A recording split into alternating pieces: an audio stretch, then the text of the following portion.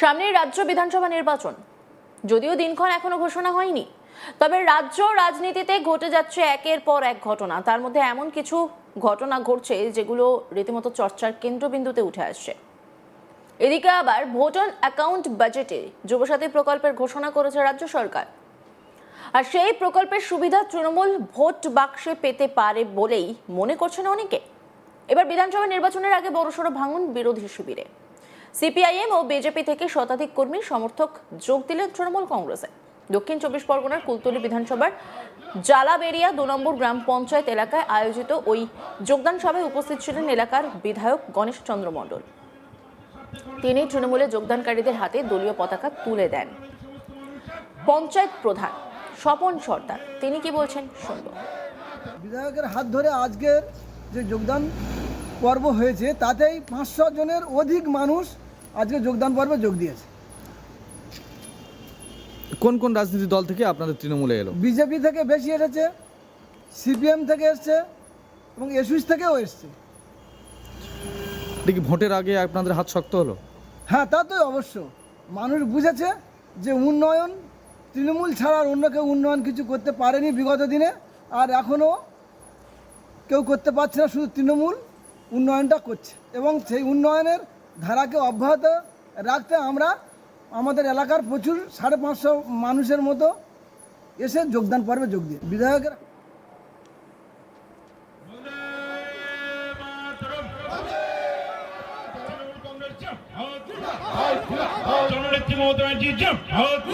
এলাকার উন্নয়নের স্বার্থে তাদের এই দলবদলের সিদ্ধান্ত বলে জানিয়েছেন তৃণমূল যোগদানকারীরা। তারা কি বলছেন শুনবো।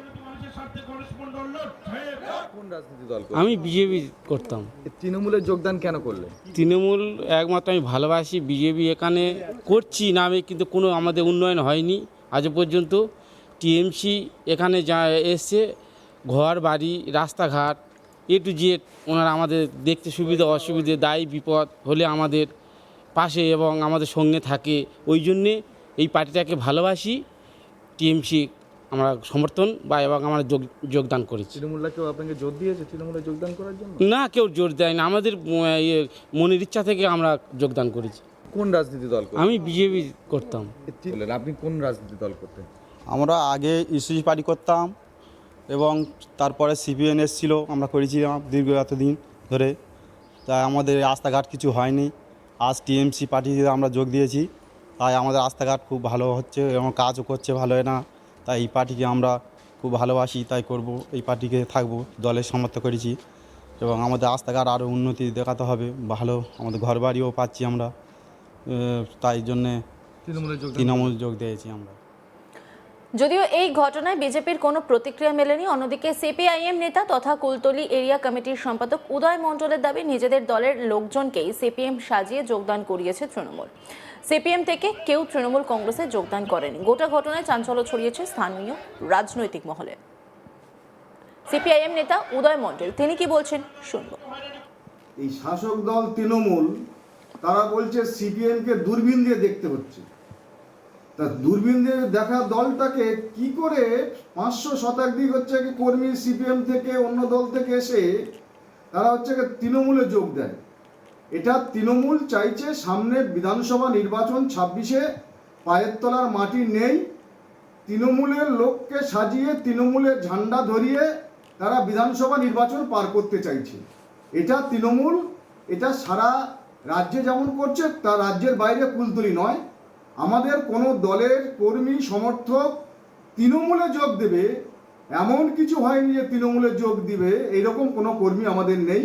আমাদের যারা কর্মী আছে তারা প্রস্তুত হয়ে আছে, তারা বিধানসভা নির্বাচনের সামনে দেয়ালে চুনকাম করছে এবং দেয়াল দখল করছে, মানুষের কাছে যাচ্ছে, বাড়ি বাড়ি যাচ্ছে। আগামী বিধানসভা নির্বাচনে যে জায়গার কথা বলছে জালাবাড়িয়া 2 গ্রাম পঞ্চায়েতে, সেখানে আমাদের কর্মীরা সবাই আছে, কেউ তৃণমূলের দলে জয়েন করেনি। এটা তৃণমূল বাইরেই তৈরি করে সিপিএমকে যাতে হচ্ছে যাতে দূরবীন দিয়ে দেখা দলটা তারা যেভাবে বলে সেভাবেই তারা হচ্ছে আগাগোড়া যেভাবে বলছে সেভাবেই তারা করছে। সিপিএম থেকে কেউ যায়নি, এটা আমরা মনে করি সিপিআইএম পার্টির পক্ষ থেকে।